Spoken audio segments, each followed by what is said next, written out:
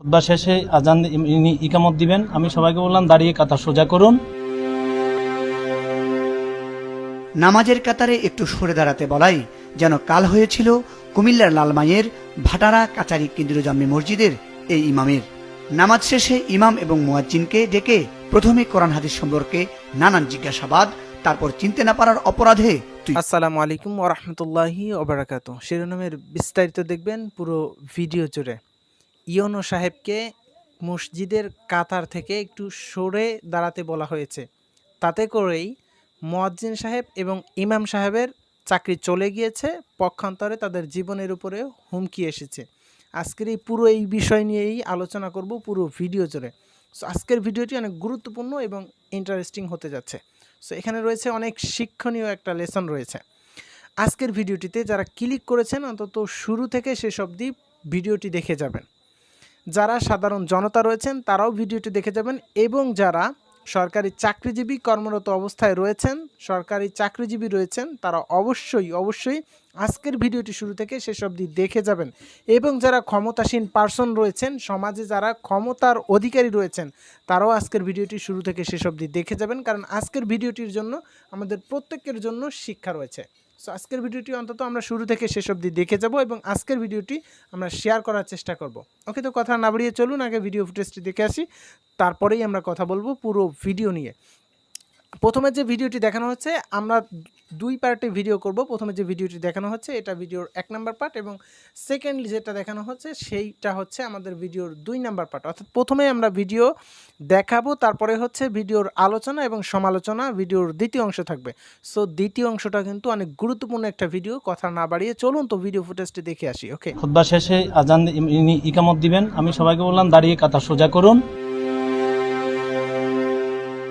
নামাজের কাতারে একটু সরে দাঁড়াতে বলাই যেন কাল হয়েছিল কুমিল্লার লালমাইয়ের ভাটারা কাচারি কেন্দ্রীয় জামে মসজিদের এই ইমামের। নামাজ শেষে ইমাম এবং মুয়াজ্জিনকে ডেকে প্রথমে কোরআন হাদিস সম্পর্কে নানান জিজ্ঞাসাবাদ, তারপর চিনতে না পারার অপরাধে তুইতুকারি এবং পানিতে চুবানোর হুমকি শেষে স্থানীয় চেয়ারম্যানকে ডেকে ইমামের চাকরিটিই নট করে দিয়েছিলেন ওই উপজেলার দণ্ডমুণ্ডের কর্তা বনে যাওয়া ইওনো ফুরকান এলাহি। এমন বিরাট কর্মকর্তাকে চিনতে না পারার এমন গুরুতর অপরাধের এই লঘু শাস্তি মুখ বুজে মেনে নিতে হয়েছে নিরীহ ইমাম মাওলানা আবুল বাশারকে।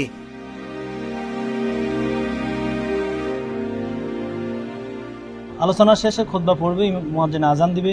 তখন মুয়াজ্জিন তার স্থান থেকে এসে মিম্বরের সামনে দাঁড়িয়ে আজান দিলেন। আজান দেওয়ার পরে খুতবার শেষ প্রান্তে ভদ্রলোক এসে বসলেন, শার্ট প্যান্ট ইন করা। ওই খুতবা শেষে আজান ইনি ইকামত দিবেন। আমি সবাইকে বললাম দাঁড়িয়ে কাতার সোজা করুন। এই কথা বলার পরে ইমাম সাহেব মুয়াজ্জিন ওনাকে ইশারা দিলেন হাতে যে আপনি এদিকে একটু দাঁড়ান। আমি ওনাকে শুধু এভাবে বলছি। বলার পরে নামাজ শেষ হওয়ার পরে উনি আমাকে ডাক দিয়ে পুকুরে ফাড়ে নিলেন। নেওয়ার পরে উনি আমাকে অনেক কথা বলছেন। সর্বশেষ আমি যখন জানতে পারলাম উনি থানা নির্বাহী অফিসার, তখন আমি ওনাকে বললাম যে স্যার ভুল হয়েছে।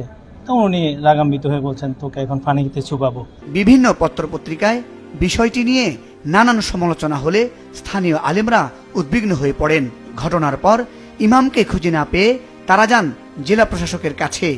ইমাম সাহেবকে ইউনো কর্তৃক বরখাস্ত করা হয়েছে এবং তাকে এক নামাজের ইমাম সাহেবের পেছনে দাঁড়ানোকে কেন্দ্র করে তাকে বরখাস্ত করার পাশাপাশি তাকে ইউনো সাহেব থ্রেট করে বলেছেন তোকে পানিতে চুবাবো পাশের একটা পুকুরে। তো আমরা এই খবরগুলো শোনার পর আমরা ইমাম সাহেবের বক্তব্যের জন্য যখন আমরা প্রচেষ্টা করে চালিয়েছি, তখন আমরা তার ফোনটা বন্ধ পাচ্ছি। আমরা নানাভাবে খোঁজ খবর নিয়ে দেখেছি ইমাম সাহেবকে পাওয়া যাচ্ছে না।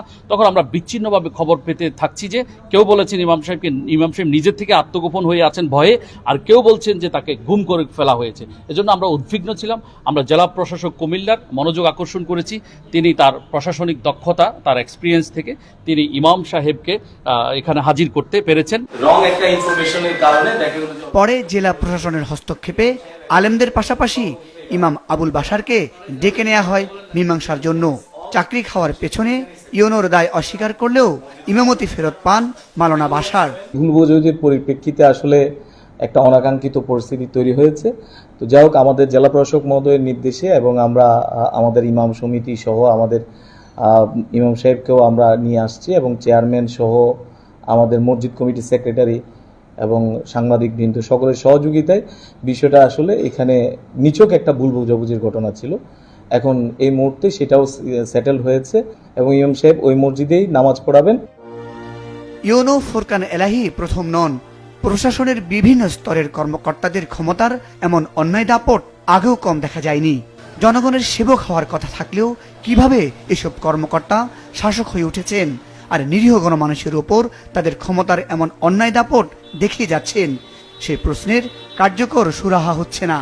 ওকে, তো এই ছিল আমাদের ভিডিওর প্রথম পার্টের মূল আকর্ষণ। এখন আমরা দ্বিতীয় পার্টে ভিডিওটি নিয়ে আলোচনা করব। ঘটনাটি কি হয়েছিল যে মুয়াজ্জিন সাহেব আজান দিবে, সেখানে এক ইওনো এসে দাঁড়িয়েছিল, তাকে একটু সরিয়ে মুয়াজ্জিন সাহেব সেই জায়গাটাকে আজান দেওয়ার জন্য দাঁড়িয়েছে। এই তাকে যে একটু স্থানান্তরিত করা হয়েছে, তাকে সরানো হয়েছে, এটার কারণে তার ইগোতে লেগেছে। ফলে সে কী করলো, মুয়াজ্জিন সাহেব এবং ইমাম সাহেবকে আলাদা পুকুর পাড়ে ডেকে নিয়ে হুমকি দিল তাকে এটা কেন করা হয়েছে, এবং তার এক পর্যায়ে তাকে বলল যে ইমাম সাহেব এবং মুয়াজ্জিন সাহেবকে সেই পুকুরে পানিতে নিয়ে চুবানি দিবে, অর্থাৎ পানির মধ্যে ফেলবে, এরকমের একটা হুমকি দিয়েছে ইমাম সাহেবকে। বলতে গেলে বলা যায় যে ইমাম সাহেব এবং মুয়াজ্জিনকে তার চাকর করে রেখেছে এই ইওনো সাহেব। কী কারণে? এখন ইওনো সাহেবের ক্ষমতার জোরে, ক্ষমতার দাপট দেখিয়ে তিনি মুয়াজ্জিন সাহেব এবং ইমাম সাহেবের উপর এই ক্ষমতাটা প্রয়োগ করেছে। এখন এই ইওনো সাহেব আমার মনে হয় না যে ইওনো সাহেবের যদি একটা বোমাও মারা হয় তাহলে ইওনো সাহেবের মধ্যে থেকে একটা আলিফ বের হবে, বা ইওনো সাহেবের মধ্যে যদি জাল খ্যাপ দেওয়া হয় তাহলে আমার মনে হয় না একটা হরকত, একটা মানে হরফ, একটা নুন সাকিন তাজবিদ ইত্যাদি আরবি কোনো বিষয় তার মধ্যে থেকে বের হয়ে আসবে, মনে হয় না। কিন্তু সে ইমাম সাহেবের পিছে দাঁড়াবে, ইমাম সাহেবের কাছে কাছে গিয়ে দাঁড়াবে, এটা হচ্ছে তার অধিকার। এখানে যদি মাসআলাগতভাবে ইমাম সাহেব যদি কোনো ভুল করে তাহলে ইওনো সাহেবের বাবারও কোনো ক্ষমতা নাই, ইওনো সাহেবের তো ক্ষমতা নাই যে সেই ভুলটা সে ধরিয়ে দিবে। হতে পারে সে ইওনো, কিন্তু ইওনো হলেও তার ইওনোর যেই কাজ, তার সেই জ্ঞান রয়েছে, তার ইসলামিক কোনো জ্ঞান নেই, যার কারণে সে এই কাজটি করেছে। তাহলে তার এই যে ইসলামিক দিক দিয়ে সে একবারেই মূর্খ। ঠিক আছে, ইওনো সাহেব এখানে বলা যায় যে ইওনো সাহেব হচ্ছে মূর্খ পাশ করে তারপরে আলেমদের পিছে সে দাঁড়াতে চায়, আলেমদের কাছে দাঁড়াতে চায়। এটা কি আদৌ সম্ভব? এটা কখনোই সম্ভব না। দ্বিতীয়ত কথা হচ্ছে যে আমরা প্রায়ই লক্ষ্য করি যে এই ধরনের কাজ প্রায়ই আমাদের মসজিদে হোক, শুক্রবারে লক্ষ্য করা যায়, এবং হচ্ছে ঈদের নামাজের ক্ষেত্রেও লক্ষ্য করা যায় যে পাতি নেতা যারা আছে তারা ইমাম সাহেবের পিছনে দাঁড়াতে চায়। ঠিক আছে, তারা এই স্থানগুলো দখল করতে চায়, অথচ তাদের কিন্তু এই জ্ঞানটুকু নাই যে নামাজে যদি কোনো ভুল হয়ে থাকে সেই ভুলটা তারা ধরিয়ে দিবে, অথবা নামাজটাকে তারা শুদ্ধ করতে পারবে, এরকমও তাদের কোনো ক্ষমতা নাই। কিন্তু তা থাকা সত্ত্বেও তারা ওখানে কিছু জ্ঞানী লোক থাকা সত্ত্বেও তারা তাদেরকে ঠেলে দিয়ে সেই স্থানটা তারা দখল করে, সেই স্থানটা দাঁড়াতে চায়। মানে মূর্খ পাশ করা কিছু পাতি নেতা, মূর্খ পাশ করা কিছু জ্ঞান সাধু তারা ওইখানে দাঁড়াতে চায়, তারা ওই স্থানটা দখল করতে চায়। যার কারণে হচ্ছে আমাদের এই সমস্যাটা। মসজিদ তথা যেখানে নামাজ হয় সেটা হচ্ছে আল্লাহর ঘর, সেটা একটা দ্বীনি পরিবেশ কায়েম হয়। সো সেখানে যে আগে আসবে তারই অধিকার রয়েছে সেখানে দাঁড়ানো, এবং সেখানে উপযুক্ত স্থানে উপযুক্ত ব্যক্তি দাঁড়াবে, অর্থাৎ ইমাম সাহেবের পিছনে সেই ব্যক্তি দাঁড়াবে যে ইমামতি করার যোগ্যতা রাখে।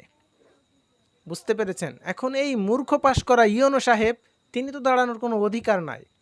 হতে পারে তিনি ইওনো, তিনি হতে পারে একজন গণ্যমান্য ব্যক্তি, হতে পারে তিনি সমাজের একজন বিশেষ নেতা, হতে পারে একজন সমাজের বিশেষ মুরব্বী, কিন্তু তার সম্মান, তার অধিকার অন্য জায়গায়, অন্য লেভেলে।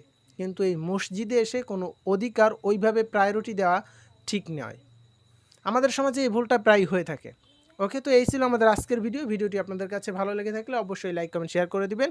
চ্যানেলে নতুন হলে অবশ্যই সাবস্ক্রাইব, আর যদি অলরেডি সাবস্ক্রাইব করে থাকেন থ্যাংক ইউ সো মাচ। কথা হবে পরবর্তী কোনো ভিডিওতে, পরবর্তী কোনো ইস্যু নিয়ে। ততক্ষণ পর্যন্ত সুস্থ থাকবেন, ভালো থাকবেন, এই প্রত্যাশা এখানে বিদায় নিচ্ছি। আসসালামু আলাইকুম ওয়া রাহমাতুল্লাহি ওয়া বারাকাতুহু।